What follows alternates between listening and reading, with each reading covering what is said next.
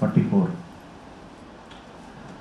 Udichi, Udichi, Udichi, Udichi, Praviveshasham, Praviveshasham, Praviveshasham, Praviveshasham, Udichi, Praviveshasham, Udichi, Praviveshasham, Udichi, Praviveshasham, Udichi, Praviveshasham, Gatapurvam, Gatapurvam, Mahatmabihi, Mahatmabihi, Gatapurvam, Mahatmabihi, Gatapurvam, Mahatmabihi, Gatapurvam, Mahatmabihi, Gatapurvam, Mahatmabihi, Hridi, Hridi, Brahma, Brahma, Param, Param, Dhyayan, Dhyayan, Hridi Brahma, Param Dhyayan, Hridi Brahma, Paradhyayan, Hridi Brahma, Param Dhyayan, Hridi Brahma, Paradhyayan, Namavarteta, Namavarteta, Namavarteta, Namavarteta, Yato, Yato, Gataha, Gataha, Namavarteta Yato Gataha, Namavarteta, Gataha, Namavarteta Yato Gataha, Namavarteta, Yato, Gataha, Udichi Praviveshasham, Udichi, Praviveshasham, Gatapurvam Mahatmabihi, Gatapurvam, Mahatmabihi, Hridi Brahma Param Dhyayan, Hridi Brahma, Paradhyayan, Namavarteta Yato Gataha, Namavarteta, Yato, Gataha, Udichi Praviveshasham, Udichi, Praviveshasham, Gatapurvam Mahatmabihi, Gatapurvam, Mahatmabihi, Hridi Brahma Param Dhyayan, Hridi Brahma, Paradhyayan, Namavarteta Yato Gataha, Namavarteta, Yato, Gataha, Udichi, Praviveshasham, Udichi Praviveshasham, Gatapurvam, Mahatmabihi, Gatapurvam Mahatmabihi, Hridi Brahma, Paradhyayan, Hridi Brahma Param Dhyayan, Namavarteta, Yato, Gataha, Namavarteta Yato Gataha, Udicim praveshasham, Udichi, Praviveshasham, Gatapurvam Mahakatam, Gatapurvam Mahatmabihi, Hridi Brahma Parandhyanam, Hridi Brahma Param Dhyayan, Narvedyato Gatam, Namavarteta Yato Gataha.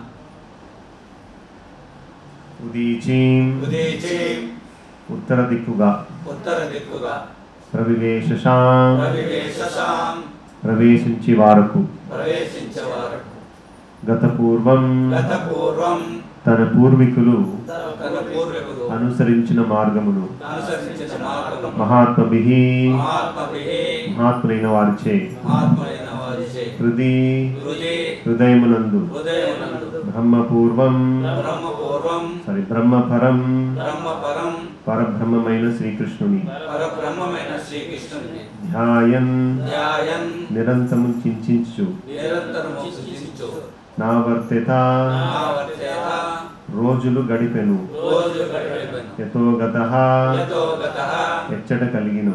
ఎచ్చట కలిగెను. తాత్పర్యం మరి భాష్యం by divine grace AC భక్తి వేదాంత స్వామి శ్రీల ప్రభుపాద. పిమ్మట అతడు పరబ్రహ్మమైన శ్రీకృష్ణుని ధ్యానించుచే సంపూర్ణంగా లగ్నమగుటకు తన పూర్వీకులు మరియు మహాత్ములు అనుసరించిన మార్గమును చేపట్టి ఉత్తర దిక్కుగా బయలుదేరెను. ఎచ్చట సంహరించినను అతడు ఆ విధముగానే జీవించెను. పిమ్మట అతడు పరబ్రహ్మమైన శ్రీకృష్ణుని ధ్యానించుచే సంపూర్ణంగా లగ్నమై ఉన్నాడు. తన పూర్వీకులు మరియు మహాత్ములు అనుసరించిన మార్గమును చేపట్టి ఉత్తర దిక్కుగా బయలుదేరను. ఎచ్చట సంహరించినను అతడు ఆ విధముగానే జీవించెను.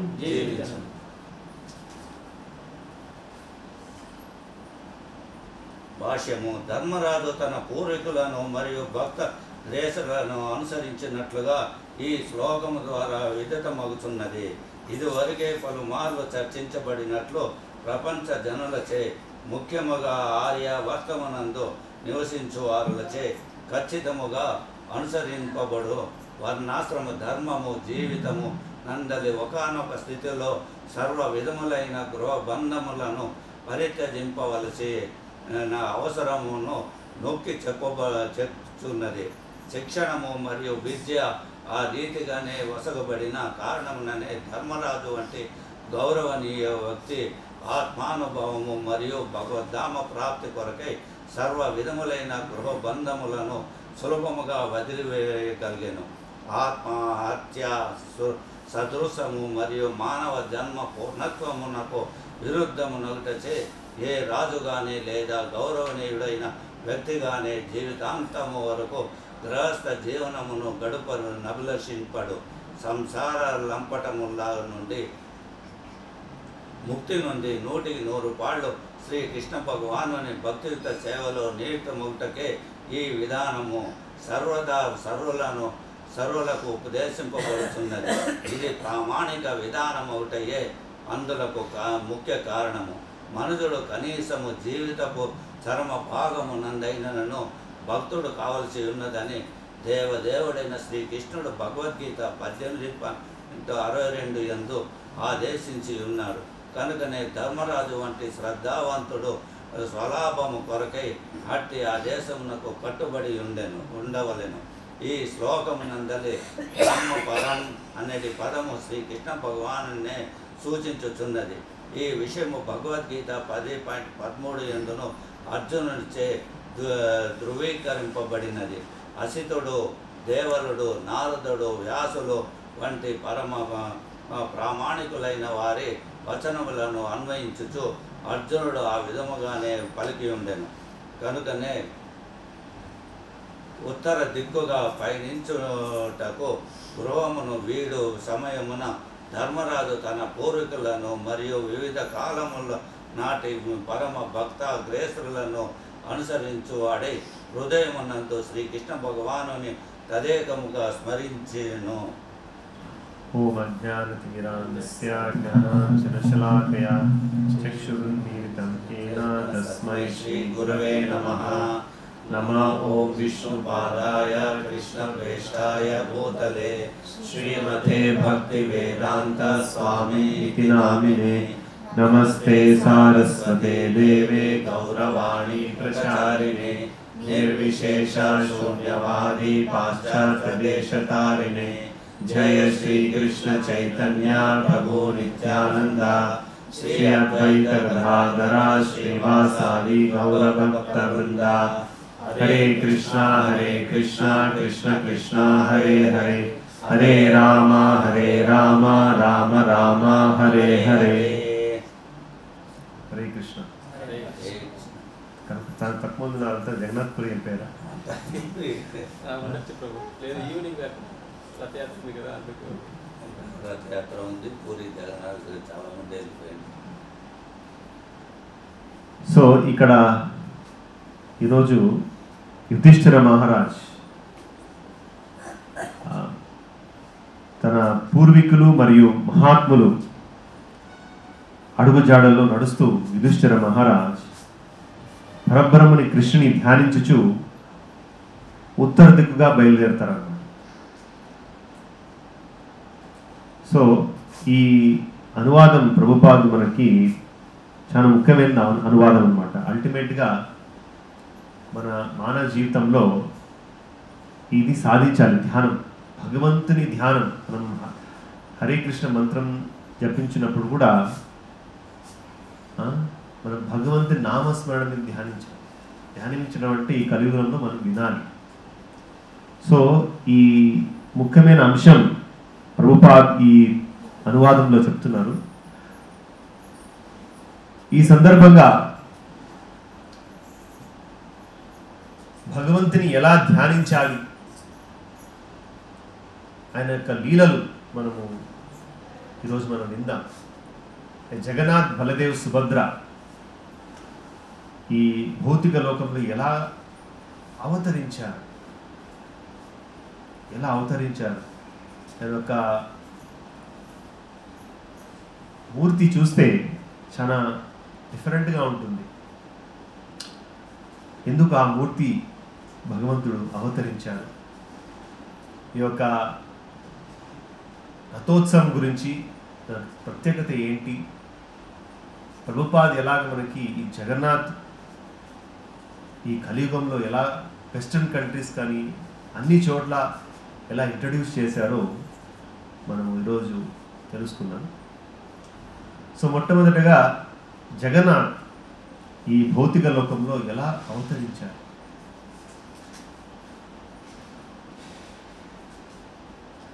ఒకప్పుడు అవంతిపూర్లో ఒక రాజు ఉండేవాడు. ఆ రాజు పేరు వచ్చేసి ఇంద్రద్యుమ్న.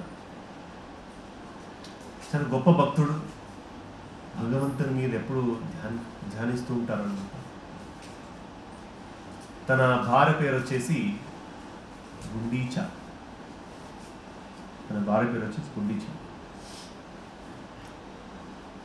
ఈయన చాలా కోరిక ఉండేది, భగవంతుని దర్శించుకోవాలి, భగవంతుని చేరుకోవాలి. చాలా ఆతురంగా ఉండింది. ఈ ఆతురం అనేది చాలా ముఖ్యమైన అంశం అన్నమాట. మనం భగవంతుని చేరుకోవాలంటే రూపగోస్వామి చెప్తారన్నమాట. భగవంతుని చేరుకోవాలంటే ఏ మార్కెట్లో కానీ ఎక్కడ దొరుకుతుందంటే మీరు వెంటనే కొనండి.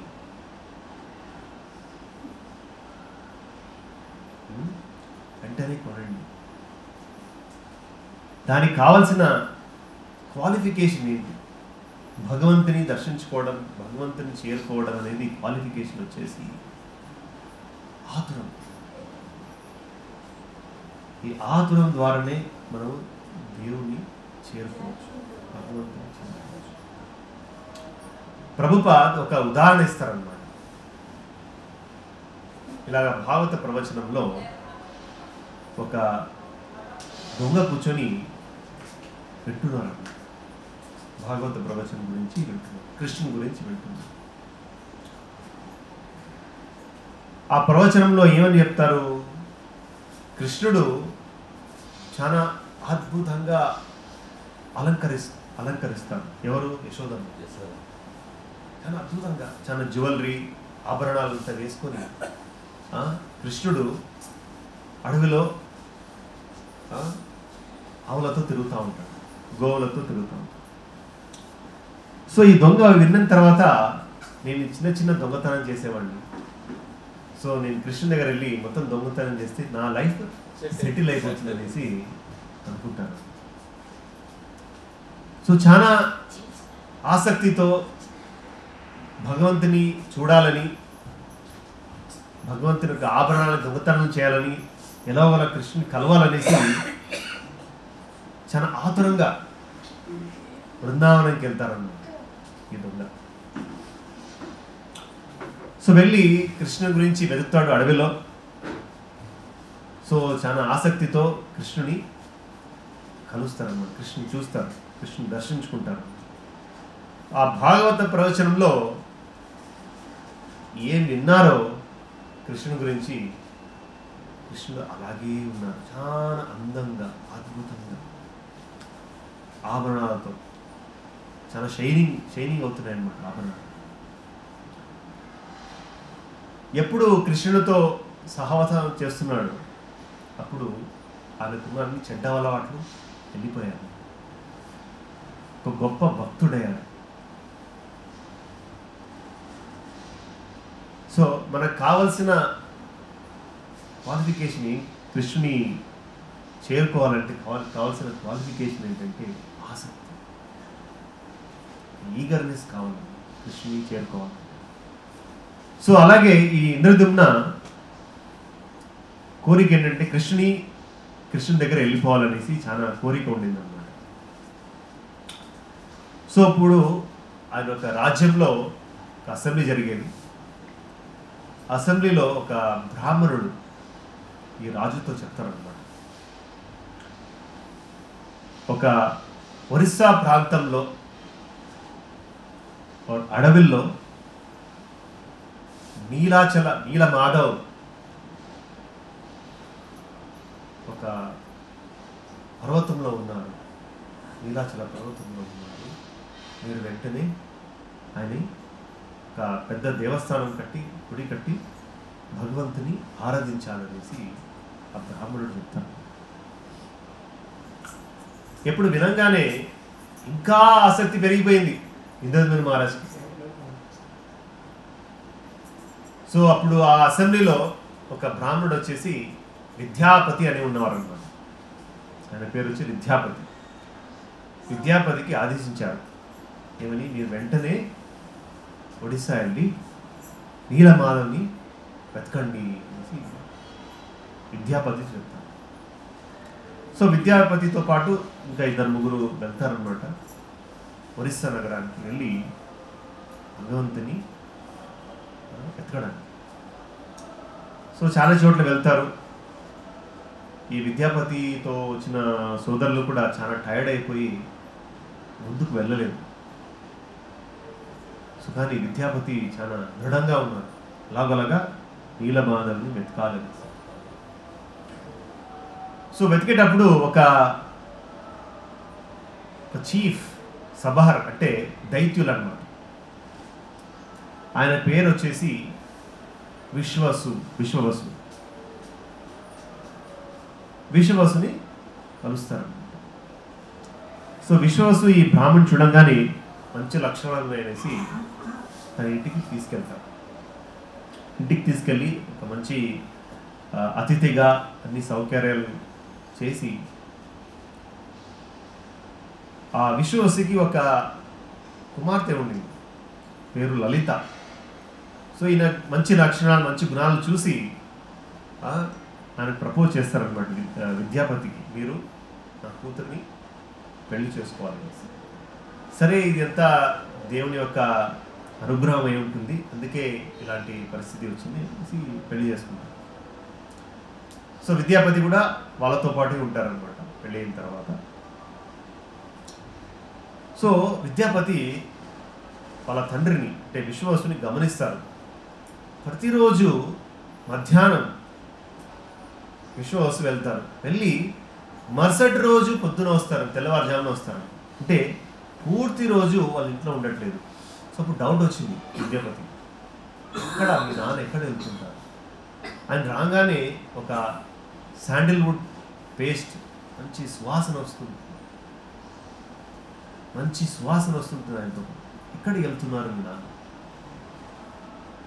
సో అప్పుడు విశ్వవసు వాళ్ళ కూతురు చెప్తారనమాట, ఈ యొక్క సీక్రెట్ని ఎవరికి చెప్పకూడదు అనేసి, నేను ఎక్కడికి వెళ్తున్నాను, ఎవరికి పూజిస్తున్నాను, ఎవరికి చెప్పకూడదు అనేసి విశ్వవసు చెప్తారు. కానీ వాళ్ళ కుమార్తె వచ్చేసి ఈ నిజాన్ని దాచకుండా చెప్పేస్తారన్నమాట. ఇలాగా నీలమాధవ్ని పూజించడానికి ప్రతిరోజు మా నాన్న వెళ్తూ ఉంటారు అనేసి అడవికి. ఓ ఇది మంచి ఛాన్స్ అనేసి ఎక్కడున్నారు నీలమాధవ్ తెలుసుకోవడానికి ప్రతిరోజు ఈ విద్యాపతి బతిమలాడతారనమాట, నేను కూడా నీలమాధవ్ని దర్శించుకోవాలి, మీ నాన్నతో రికమెండ్ చేయండి అనేసి ప్రతిరోజు బతిమలాడతారనమాట అలా భారత్. సరే ఒకరోజు విశ్వవసు చెప్తారనమాట, ఆ కూతురు ఇలాగా దర్శించుకోవాలంట విద్యాపతి. సరే అనేసి విశ్వవసు ఒప్పుకుంటారు ఒక కండిషన్ ద్వారా. ఏంటి కండిషన్? కండ్లని బట్టతో కట్టేస్తారు, ఆ దారి తెలియకుండా కంటికి బట్ట కట్టేస్తారు.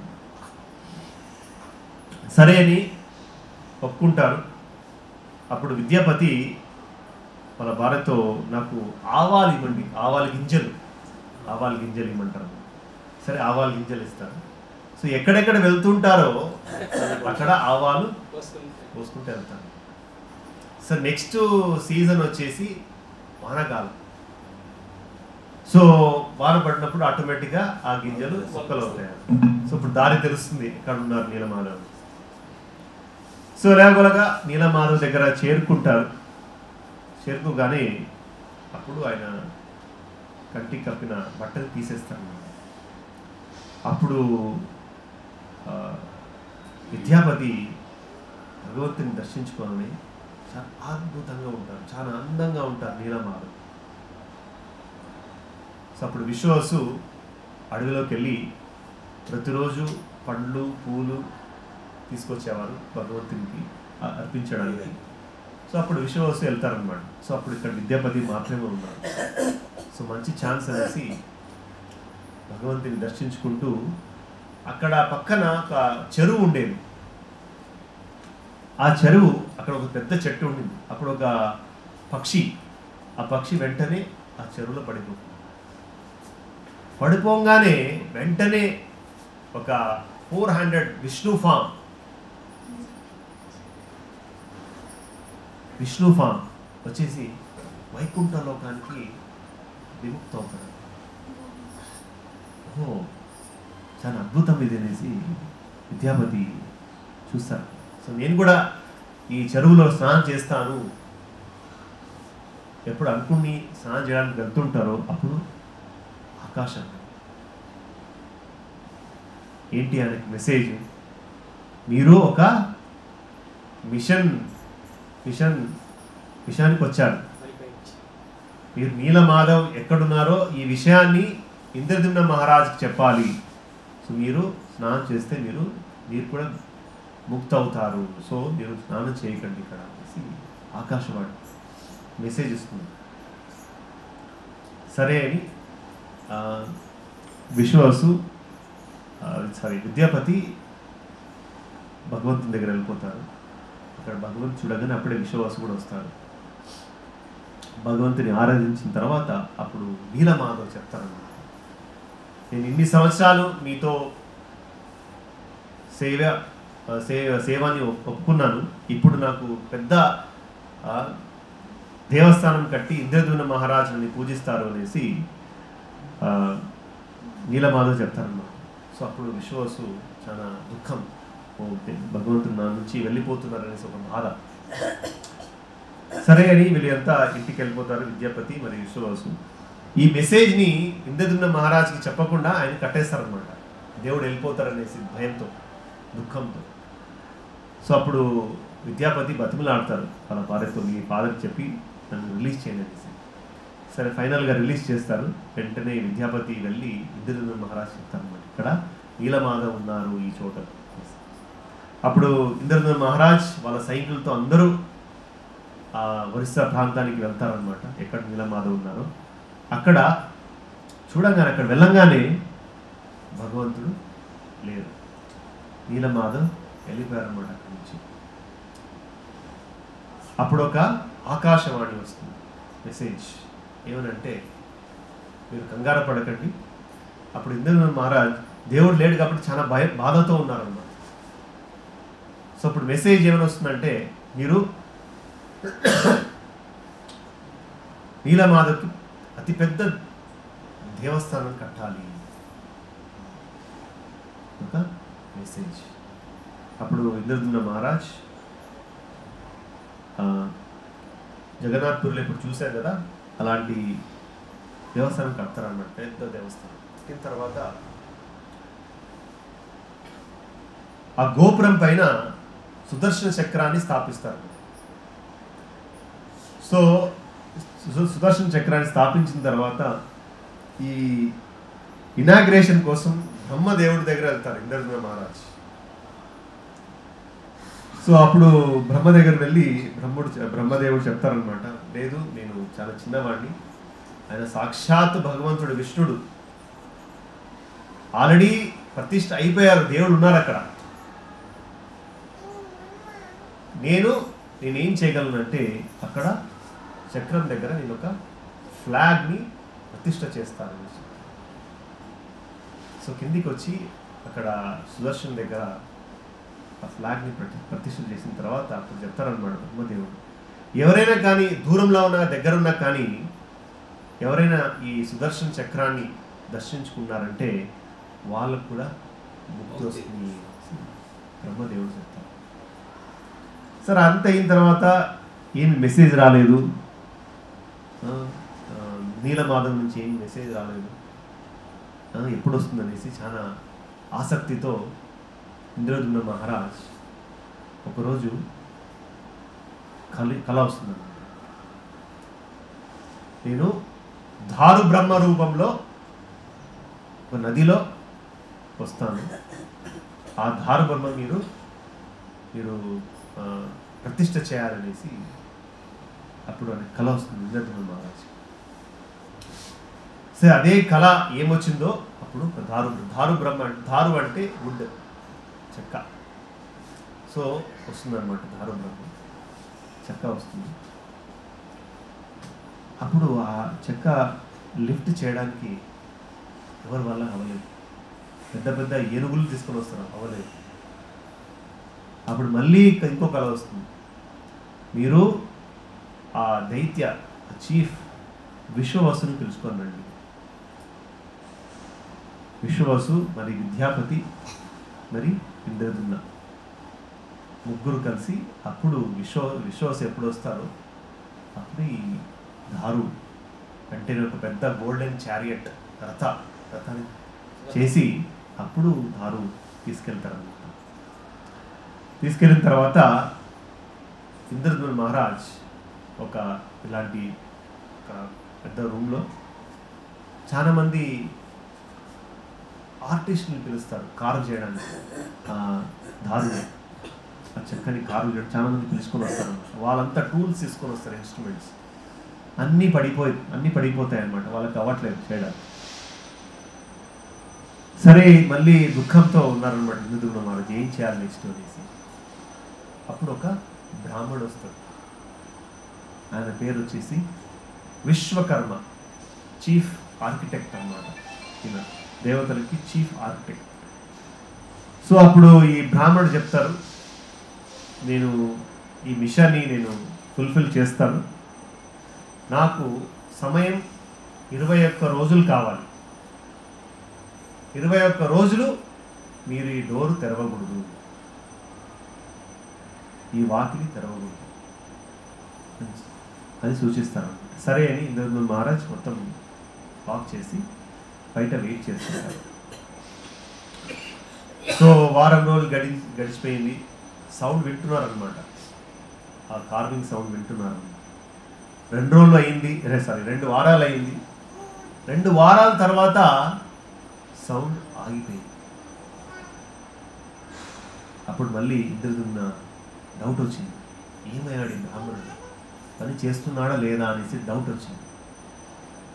దానికి ఏమైనా ఆకలేస్తుందా, ఏమైనా కావాలన్నా డౌట్ వచ్చింది. సో వెంటనే వాకిలి ఓపెన్ చేస్తారు ఆ డౌట్. అప్పుడు వెంటనే ఇంకో కండిషన్ ఇచ్చారనమాట, 21 days ఒకటి, రెండోది మీరు తెరవంగానే నేను వెళ్ళిపోతాను. సో తెరవంగానే విశ్వకర్మ అక్కడి నుంచి వెళ్ళిపోతారు. అప్పుడు ఇంద్రద్యుమ్న చూసి, ఓ కృష్ణుడు, వరదేవ, సుభద్ర, నేను అనవసరంగా తెరిచాను, వాళ్ళ మూర్తి ఇంకా కంప్లీట్ అవ్వలేదు, ఇంకా చేతులు, భగవంతుని యొక్క పాదాలు ఇంకా కంప్లీట్ అవ్వలేదు. ఓ నీ పెద్ద తప్పు చేశాను, అపరాధం చేశాను అని చాలా దుఃఖంతో ఉన్నారనమాట ఇంద్రద్యుమ్న మహారాజ్. అప్పుడు మళ్ళీ ఒక మెసేజ్ వస్తుంది, లేదు కంగారు పడకు, ఎందుకు భగవంతుడు ఈ రూపం ఎందుకు అలా వచ్చిందంటే దీనికి ఇంకో కథ ఉంది. ఒకప్పుడు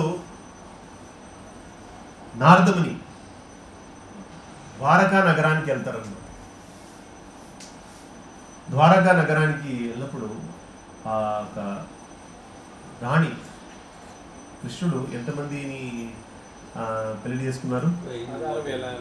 16,108. సో వాళ్ళని రాణిని కలిసి కృష్ణుని యొక్క లీలలు తెలుసుకోవడానికి, బృందావన్, ఎస్పెషల్లీ బృందావన్ గురించి తెలుసుకోవడానికి అప్పుడు వాళ్ళు అడుగుతారు అన్నమాట నారదుడు. అది పెద్ద అసెంబ్లీ, చాలా మంది రాణిలు ఉన్నారు అక్కడ. సో అక్కడప్పుడు రోహిణి మాత కూడా ఉన్నారు అన్నమాట. రోహిణి మాత కూడా ఉన్నారు, సుభద్రదేవి కూడా ఉన్నారు. అప్పుడు ఈ రాణులంతా రోహిణి మాతను అడుగుతున్నారు అన్నమాట, బృందావన్ యొక్క లీలల గురించి. బృందావన్ యొక్క లీలల గురించి అడుగుతారనమాట. అప్పుడు సుభద్రదేవి చెప్తారన్నమాట, మీరు డోర్ దగ్గర కాస్తున్నారు, కృష్ణ బలరాం లోపలికి రాకూడదు. కృష్ణ బలరాం లేరు అక్కడ. సో కృష్ణ బలరాం రాకూడదు అనేసి మీరు అక్కడ డోర్ దగ్గర వేచి ఉండండి. కృష్ణ బలరాం రాకుండా మీరు డోర్ వేసేయాలి. సరే అని రోహిణి మాత బృందావనం యొక్క లీలలు, గోపాలు, గోవులు ఒక వాళ్ళకు ఆనంద బాష్పాలు అంతా నెరవేరుస్తారనమాట బృందావనం యొక్క లీలలు. అప్పుడు కృష్ణ బలరాం కూడా వస్తారు. సుభద్రదేవి డోర్ వేసేస్తారు, అలో చేయలేదు లోపలికి. సో ఎప్పుడు రోహిణి మాత ఇలా నెరవేరుస్తుంటారో వాళ్ళ చెవులు అలాగే వింటున్నారు లీలల గురించి, బృందావన లీలల గురించి. ఎప్పుడు నిమగ్నమై ఉంటారో ఆ లీలల గురించి విధంగానే రోహిణి మాత డిస్క్రైబ్ చేయగానే బృందావన యొక్క లీలల గురించి, అప్పుడు కృష్ణ బలరాం సుభద్ర వాళ్ళ యొక్క బాడీలీ సిమ్టమ్స్ మొత్తం చేంజ్ అయిపోతాయి అన్నమాట. వాళ్ళ చేతులు ఇలా లోపలికి వెళ్ళిపోతాయి, వాళ్ళ కాళ్ళు కూడా స్ట్రంక్ అయిపోతాయి. అప్పుడు వాళ్ళ ముఖం కూడా పెద్దగా అయిపోయి కళ్ళు కూడా చాలా పెద్దగా అయిపోతాయి అన్నమాట. అంటే ఈ రూపం ఏమంటారంటే మహాభావ రూపం అన్నమాట. అంటే most ecstatic form of Jagannath Baladev Subhadra, most ecstatic మహాభావ రూపం. అప్పుడు నారదముని చూసి ఈ యొక్క అద్భుతమైన రూపాన్ని చూసి మీరు ఈ భూలోకంలో మీరు అవతరించాలి అని కోరుకుంటారు అన్నమాట నారదుడు. శుద్ధ భక్తులు ఎప్పుడు కోరుకుంటారో భగవంతుడు వాళ్ళ కోరికల్ని నెరవేరుస్తారన్నమాట. సో ఎలాంటి రూపం ఇంద్రదుమ్న మహారాజ్ చూశారో అదే రూపం నారదముని కూడా చూశారన్నమాట. వాళ్ళ చేతులు ఇలా స్ట్రంక్ అయిపోయి, కాలు కూడా స్ట్రంక్ అయిపోయి, ముఖం చాలా పెద్దగా, కళ్ళు చాలా పెద్దగా, మూతి చాలా పెద్దగా. సో అదే రూపాన్ని ఇంద్రదుమ్న మహారాజ్ చూస్తారు. సో ఇలాగా జగన్నాథ బలదేవ సుభద్ర భౌతిక లోకంలో అవతరించారన్నమాట. ఒక శుద్ధ భక్తుల కోరిక ద్వారా,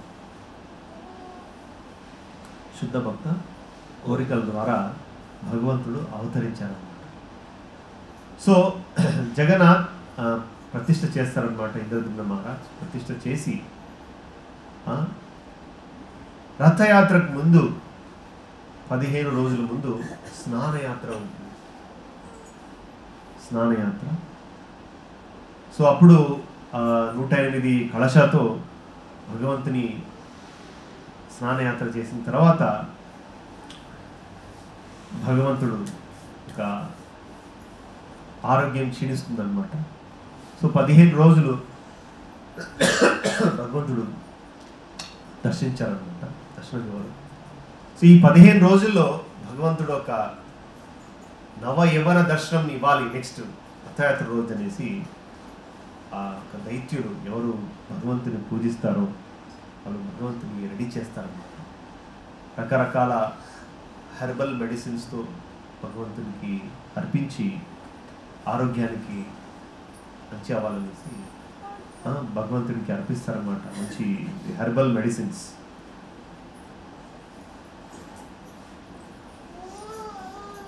సో రథయాత్ర రోజు, రథయాత్ర అంటే ఏంటి రథయాత్ర ఈరోజు మనం జరుపుకుంటున్నాం రథయాత్ర. ఒకప్పుడు eclipse, solar eclipse, Krishna Balaram Kurukshetra వెళ్ళాలని బయలుదేరుతారు అన్నమాట. అక్కడ కురుక్షేత్రంలో ఒక నదిలో స్నానం చేసుకొని, ఎప్పుడు ఈ మెసేజ్ వచ్చింది కృష్ణ బలరాం కురుక్షేత్రం వచ్చారనేసి వెంటనే బృందావన్ బ్రజవాసిస్, యశోద, నంద మహారాజ్ అందరూ చాలా ఆసక్తితో కృష్ణ బలరాం చూడాలనేసి వాళ్ళు కూడా వస్తారన్నమాట కురుక్షేత్రం.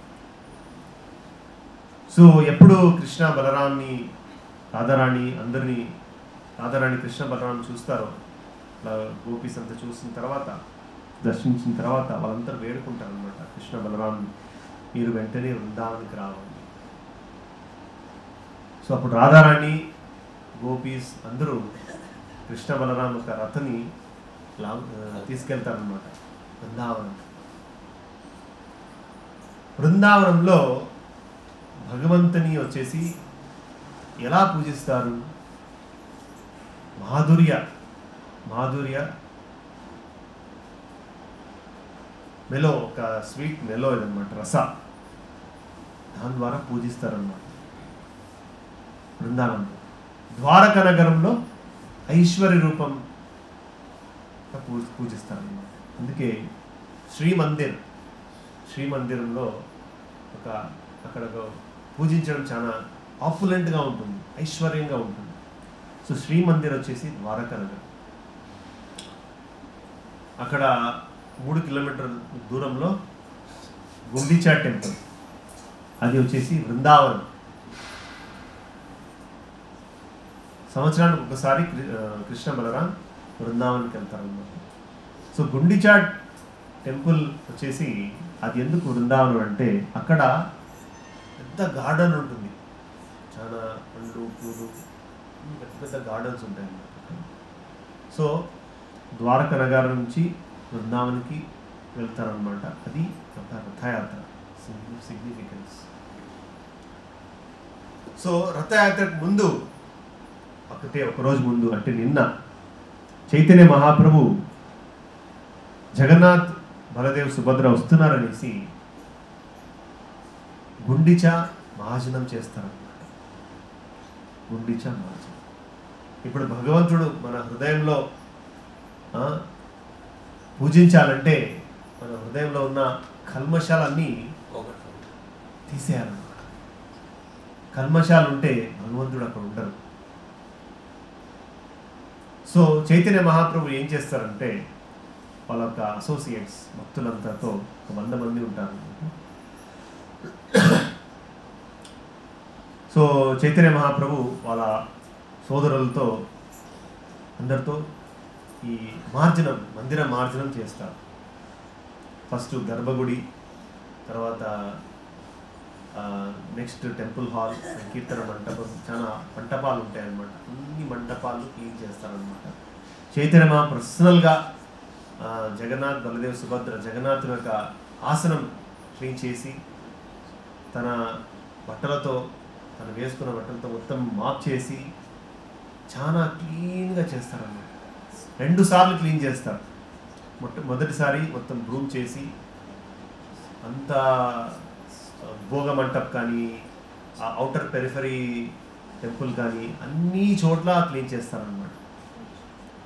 సో అప్పుడు చైతన్య మహాప్రభు ఒక కలెక్షన్, ఒక డస్ట్ ఏముంటుందో కలెక్షన్ 100 టైమ్స్ పెద్దదన్నమాట.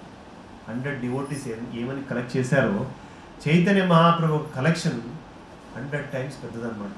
వాళ్ళ డివోటీస్ కలెక్షన్ చేసి. సో అప్పుడు చైతన్య మహాప్రభు చెప్తారు, ఎవరెవరు ఎంత డస్ట్ కలెక్ట్ చేశారో మీరు ఏమేమి హీప్స్ అంటారు అన్నమాట. ఒక మౌంటైన్ హీప్ కలెక్ట్ చేసి ఉండాలి మనకి అనమాట. సో అందరు కలెక్ట్ చేసి చూస్తారు చైతన్య మహాప్రభు ఎంతెంత కలెక్ట్ చేశారో మీ యొక్క కొండ ద్వారా తెలుస్తుంది. చైతన్య మహాప్రభు చాలా పెద్దగా ఉంటుంది అనమాట. సో చైతన్య మహాప్రభు చెప్తారు ఇంకోసారి సెకండ్ టైం మళ్ళీ క్లీన్ చేస్తారు. అప్పుడు కూడా సెకండ్ టైం మళ్ళీ క్లీన్ చేసి అన్ని పెరిఫరీ టెంపుల్స్లో అన్ని హాల్స్లో క్లీన్ చేసి ఒక మార్బుల్ మాదిరిగా చాలా మార్బుల్ ఎలా ఉంటుంది, చల్లగా ఉంటుంది, ఆ విధంగా క్లీన్ చేస్తారు. సో చైతన్య చరితామృత కృష్ణరాజు కళ్యాణ్ కోసం చెప్తారంటే మన హృదయంలో ఉన్న కల్మషాలని అంత క్లీన్గా నశించాలి. అప్పుడే భగవంతుడు మన హృదయంలో ఉంటారు. సో ఇలాగా మందిర మార్జన చేసిన తర్వాత నెక్స్ట్ రోజు రథయాత్ర. భగవంతుడు జగన్నాథ్ బలదేవ్ సుభద్ర రథ దగ్గర వస్తారన్నమాట. పహండి ద్వారా ఒక ఉత్సవం ఉంటుంది, పహండి ద్వారా జగన్నాథ్ బలదేవ్ సుభద్ర రథోత్సవం దగ్గర వచ్చిన తర్వాత చైతన్య మహాప్రభు సంకీర్తనం చాలా గ్రూప్స్గా డివైడ్ చేస్తారన్నమాట. 7 గ్రూప్స్గా డివైడ్ చేసి జగన్నాథ్ బలదేవ్ సుభద్ర డివైడ్ చేసి చైతన్య మహాప్రభు అన్ని చోట్ల 7 కీర్తన్ టీమ్స్గా చేసి అన్ని చోట్ల చైతన్య మహాప్రభు సైమల్టేనియస్గా డ్యాన్స్ చేస్తారు. సైమల్టేనియస్గా డ్యాన్స్ చేస్తారు చైతన్య మహాప్రభు. ప్రభుపాద చెప్తారనమాట, కేవలం హరే కృష్ణ మంత్రం సంకీర్తం ఎవరెవరు సంకీర్తన చేస్తూ డ్యాన్స్ చేస్తారో వాళ్ళ జీవితంలో ఇవి 2 చాంటింగ్ అండ్ డాన్సింగ్ చేస్తారో డెఫినెట్గా నెక్స్ట్ లైఫ్ వాళ్ళు వైకుంఠలోక గోలోక బృందావనికి గ్యారంటీ. కేవలం ఇవి 2 చాంటింగ్ అండ్ డాన్సింగ్.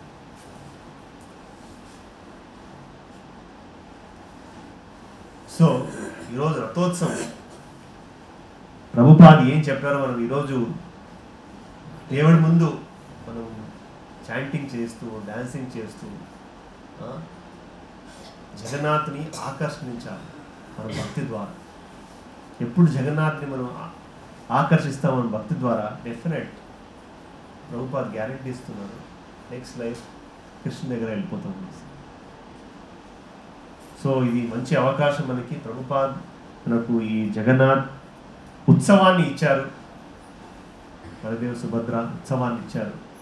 సో మనం ఈ మంచి అవకాశాన్ని మనం ఉపయోగించుకోవాలి.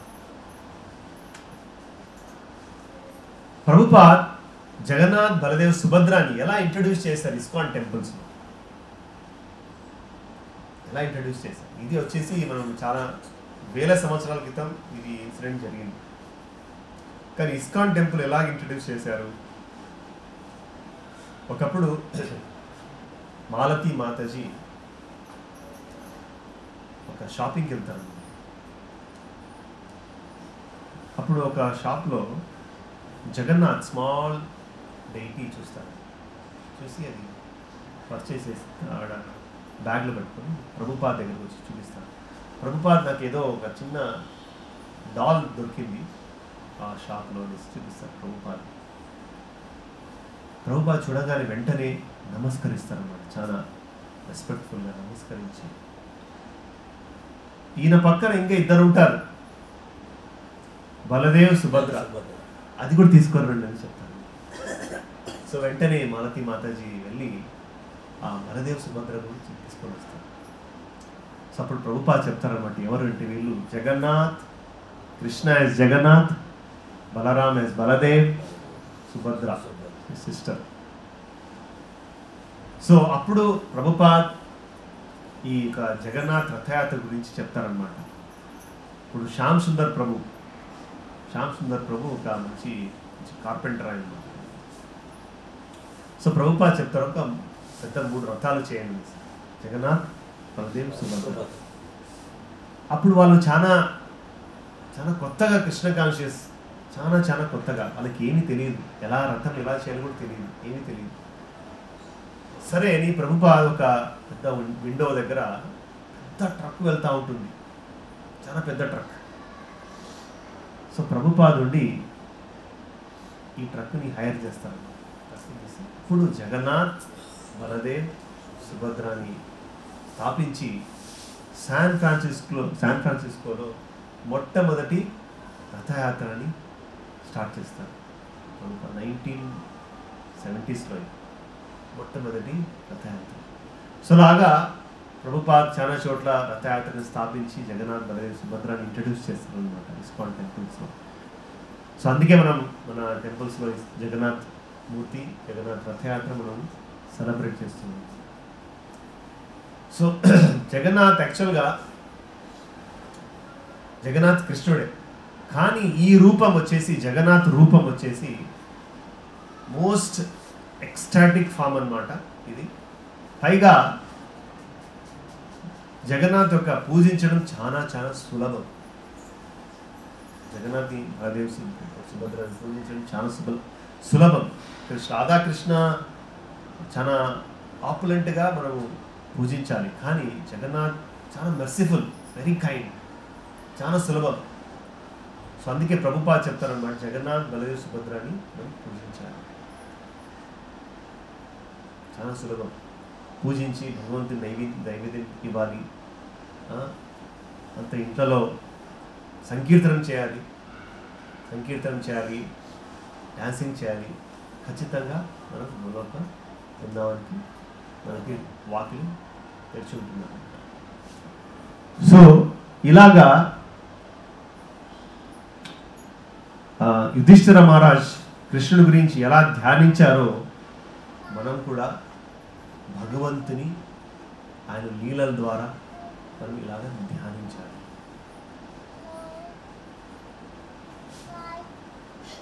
మనం ధ్యానించిన సూత్రం ఏంది? ప్రభుపాద నాయక్ సూత్రం ఏమిచ్చారు? ధ్యానించడం అంటే హరే కృష్ణ హరే కృష్ణ కృష్ణ కృష్ణ హరే హరే హరే రామ రామ రామ హరే హరే. ఈ హరే కృష్ణ మంత్రం ద్వారా మనం భగవంతుని ధ్యానించడం, ఆసక్తితో భగవంతుని చేరుకోవడం యొక్క కోరిక ఉండాలి. మనం చూసాం ఈ దొంగ. ఇంకో సందర్భం చైతన్య చరితామృతలో పూరి ఒక రాజు వచ్చేసి ప్రతాపరుద్ర చైతన్య మహాప్రభుని కలవాలని చాలా ఆసక్తి ఉంది, చాలా ఆసక్తి. కానీ చైతన్య మహాప్రభు ఒప్పుకోరు అనమాట. ఎందుకంటే చైతన్య మహాప్రభు ఒక సన్యాసి, ఒక రాజుని నాకు కలవడం ఇష్టం లేదు. ఎందుకంటే రాజు వచ్చేసి ఈ భౌతిక లోకంలో చాలా అటాచ్మెంట్ ఉంటున్నాడు. సో నేను కలవడానికి నాకు ఇష్టం లేదు అని చైతన్య మహాప్రభు చెప్తారు. తిరస్కరిస్తారనమాట వాళ్ళకి కోరికని. సరే, ఈ ప్రతాపరుద్రుడు చాలా బాధపడుతుంటాడు. అప్పుడు సార్వభౌమ భట్టాచార్యుని కలుస్తారన్నమాట ప్రతాపరుద్రుడు. మీరు ఎలాగోలాగా రికమెండ్ చేసి చైతన్య మహాప్రభు ఒక కష్టం ఇప్పించండి అనేసి చాలా రకాలుగా ట్రై చేస్తారు. చైతన్య మహాప్రభు ఒప్పుకోరు అనమాట. ఒకరోజు ఇలా రథోత్సవం దగ్గర, రథయాత్ర దగ్గర చైతన్య మహాప్రభు ఉంటారు. అంటే రథ స్టార్ట్ అవ్వక ముందు రథ పూజ చేసి అక్కడ క్లీన్ చేస్తారు. ఎప్పుడు రాజునే వచ్చి చేస్తారు. అప్పుడు చైతన్య మహాప్రభు చూస్తారు, ప్రతాపరుద్ర చాలా హంబుల్గా, వినయంగా మొత్తం క్లీన్ చేస్తారు అన్నమాట. రథ స్టార్ట్ అవుతుంది. చైతన్య మహాప్రభు చాలా సంతోషిస్తారు. సరే, అయిన తర్వాత కూడా చైతన్య మహాప్రభు కలవలేదు ప్రతాపరుద్రుని. అందరూ బతిములాడతారు. ఎవరు? సార్వభౌమ భట్టాచార్య, రామానందరాయ్ బతిములాడతారు. సరే, నేను వాళ్ళ ప్రతాపరుద్రుని కలవను, వాళ్ళ కొడుకును కలుస్తానని చెప్తాను. కొడుకు వచ్చేసి as good as representing father. So వాళ్ళ కొడుకు వస్తారు. కొడుకు వచ్చిన తర్వాత కొడుకుని కలుస్తారు. కొడుకు కూడా ఆయన ఒక వస్త్రాన్ని అర్పిస్తారనమాట వాళ్ళ కొడుకు. సో అప్పుడు వాళ్ళ కొడుకు ప్రతాపరుద్రుని కలిసిన తర్వాత ఒక వస్త్రాన్ని ఇస్తారనమాట. అప్పుడు ప్రతాపరుద్ర ఈ వస్త్రాన్ని సాక్షాత్ భగవంతుడితో పూజిస్తారనమాట. అంత భక్తి ఉంది ఈ ప్రతాపరుద్రుడు. సో అందుకే ప్రభుపాద చెప్తారనమాట, మూర్తి నామము రెండు ఒకటే, భగవంతుడు వస్త్రం రెండు ఒకటే. సో ప్రతాపరుద్ర భగవంతుని చైతన్య మహాప్రభు వస్త్రాన్ని భగవంతుడిగా పూజిస్తారు. సో ఎలాగోలాగా రథయాత్ర రోజు చైతన్య మహాప్రభు ఇలాగా డ్యాన్స్ చేస్తూ చాలా టైర్డ్ అయిపోతారు అన్నమాట. అప్పుడు ఎందుకంటే రథ సన్సెట్ అయిన తర్వాత రథ ఆగిపోతుంది. సో చాలా టైర్డ్ అయిపోయిన తర్వాత అక్కడ ఒక గార్డెన్, ఆ గార్డెన్లో విశ్రాంతి తీసుకుంటారు. అప్పుడు సార్వభౌమ భట్టాచార్య, ఇది మంచి సమయం, మీరు వెళ్ళి చైతన్య మహాప్రభు యొక్క పాదాలని మసాజ్ చేస్తూ గోపీ గీత పాడండి అని చెప్తారు. అప్పుడు ఇది మంచి ఛాన్స్ అని ప్రతాపరుద్ర వెళ్ళి భగవంతుని పాదాలని సేవ చేస్తూ గోపీ గీత పాడతారు. వెంటనే చైతన్య మహాప్రభు వినిన తర్వాత వింటూ ప్రతాపరుద్రుని హత్తుకుంటారు. ఎందుకంటే చైతన్య మహాప్రభు తెలుసు ప్రతాపరుద్రుడికి భక్తి ఉంది, భగవంతుని ఆసక్తి ఉంది అనేసి చైతన్య ప్రతాపరుద్రుడిని ఎత్తుకుంటారు. సో ఇక్కడ క్వాలిఫికేషన్ ఏంటంటే ఆసక్తి, ఈగర్నెస్.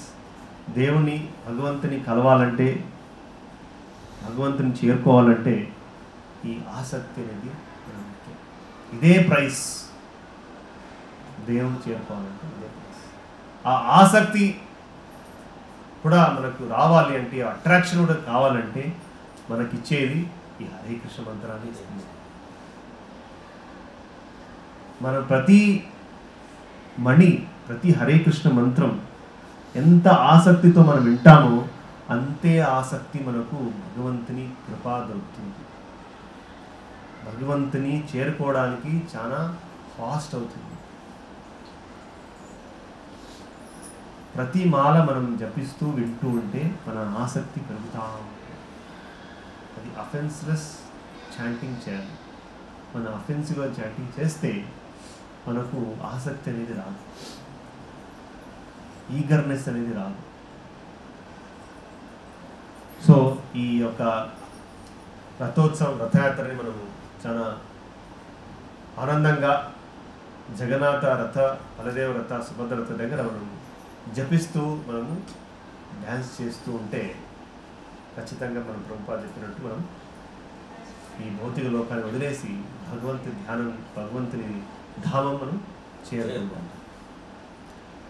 సో అదేవిధంగా ఇక్కడ ఎలా ధ్యానం చేయాలో యుధిష్ఠిర మహారాజు మనకు ఈ అనువాదం ద్వారా మనకు తెలియజేస్తున్నారు. ఓకే, క్వశ్చన్స్ ఉంటే అడగచ్చు. ప్రభుపాద్ की जय, श्रीमद् भागवतम की जय.